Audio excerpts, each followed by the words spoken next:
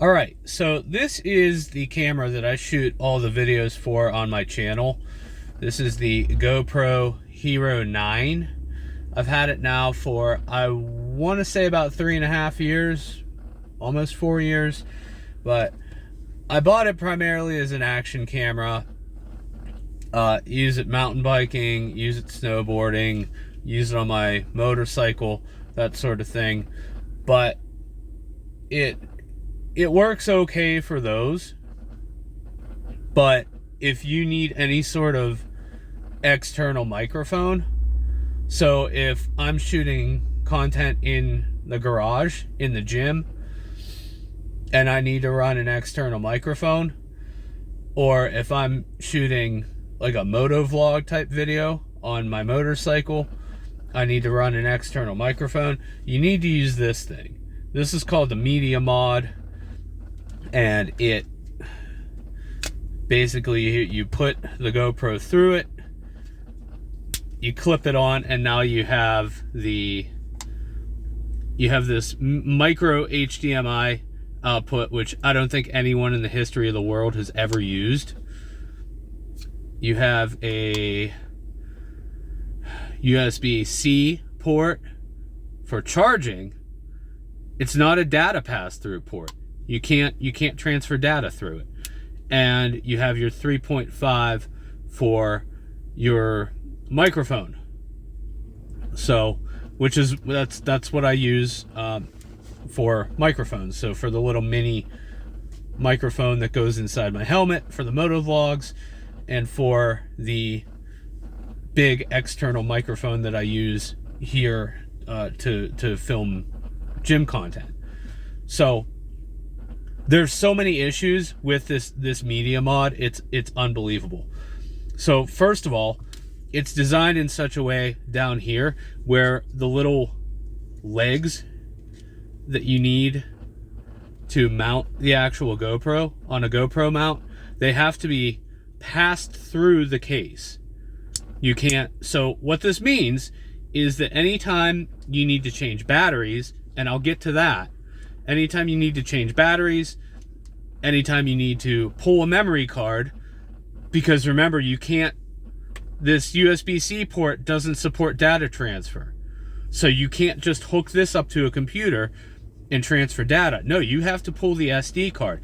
Anytime you have to do that, you have to take your little thumb screw and undo the GoPro off the mount. Has to come completely off the mount. Can't even get this out.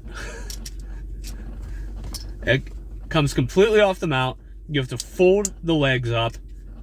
Then you can take this thing out of the Media Mod. Now you have access to the battery and to either the SD card or the USB-C where you can actually transfer data.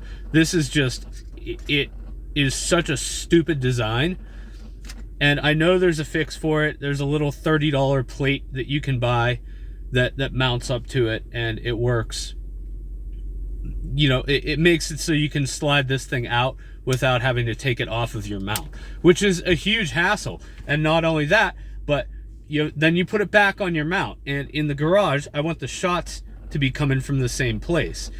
You put it back on this mount, and chances are it's going to be a little bit off, and it's going to take quite a bit to get it back where it needs to be. So that's seriously annoying with this thing. Now, the other issue is the battery life on this thing is so bad when you have the Media Mod hooked up. And it might just be, I have the original battery that came with this thing, which is now just completely, it lasts for about 5 minutes. Then it's completely dead. It gets to 20% and the GoPro just shuts off. And you can even charge it while having the battery in here, and it'll still just run down the battery and die extremely quickly. Now, the other two batteries I bought for this thing, it's my mistake. I bought aftermarket sort of no-name batteries for it. They're total junk. They last about as long as the dead original GoPro battery. So battery life on this thing is absolutely terrible, especially when you have the Media Mod hooked up. It's to the point where I'm always changing batteries. I'm always hooking up USB cables, even when I'm doing just the simplest shooting in the garage. It's unbelievably annoying. And like I said, if I am going to be changing batteries out, I have to do the thing where I unscrew it from the mount, fold the legs up, then take the media mod off, because that's what I have to do so I can run an external microphone. The internal microphone in here, I've tried it. You know, I've tried this setup in the garage gym, just like this, without the media mod on it, just using this tiny little internal microphone right here, and the sound quality is terrible. It's just, you know, I have to use the media mod if I want decent audio. So, extremely frustrating. On top of that, as big of an issue, if not a even bigger issue with this camera, is the fact that I've messed with all the settings. I've watched all the YouTube tutorial videos on how to set this thing up so it looks decent in low light. It still looks terrible in low light. And I don't want the lighting in the gym. I don't want to turn on the overhead fluorescent lights. I hate how they look. It's not how my gym looks. It's not representative of what it actually looks like in there 99% of the time. So that's what I have to do to get even reasonable image quality out of this thing. If I have just my normal Edison bulbs set up, the Edison bulbs and like the LED colored lights, the footage is so grainy, it looks like it was shot on, you know, a Motorola Razr camera phone from like 2003. It looks terrible. The quality is just unbelievably bad. And like I said, I played with all the settings. I've gone in and messed with everything to set it up for low light, and just nothing seems to work to get it to where I need to be. So where this thing works really well is you just put the standard door on it. This is just the regular door instead of the stupid media mod. The regular door that you pop on here. You fold the legs out. I put it on my chest mount. It's good for mountain biking. It works really well for that. And it works really well for skiing and snowboarding. As long as you're using it outside in decent lighting conditions and you don't need an external mic, this thing is fine. And I'm probably going to continue using it for that. But I think in terms of just an overall camera that I want to use for everything, I don't know. I've been looking around at options. The DJI Osmo looks okay, but I think the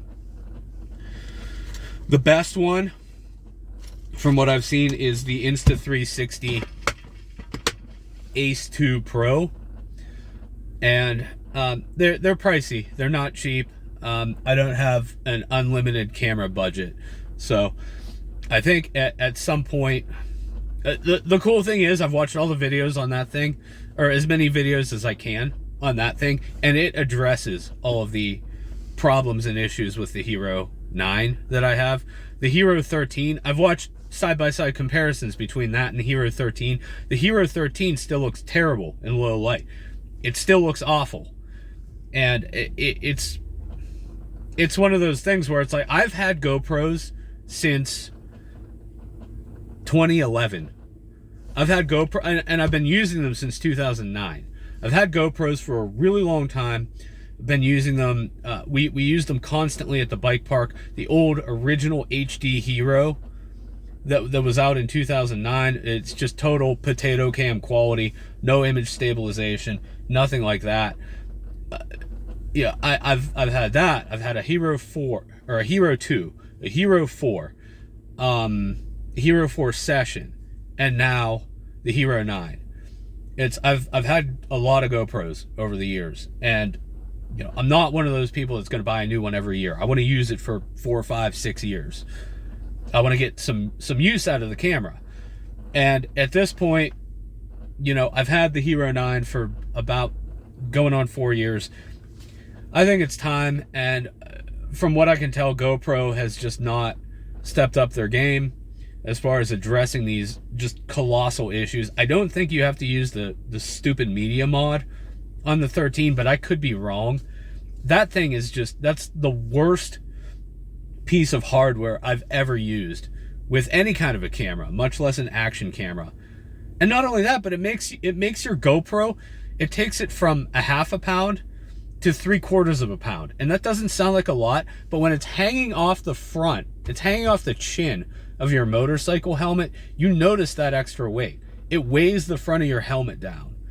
It's heavy, it's clunky, it does not work well at all. The 3.5 jack, I'm always having issues with, you know, I plug in my microphone. There have been motorcycle videos that I've shot where I've had that plugged in and it's popped loose during the middle of the ride, and the audio is entirely unusable. So all I have is video. And those videos, I just end up scrapping them. There's no point. So yeah, I think I'm gonna continue using this for a little while, you know, until I go and get the Insta360, whatever it's called, the Ace 2 Pro. I think that's gonna, you know, change the game. But until then, expect terrible image quality and probably a lot of frustration behind the scenes as I'm shooting these videos.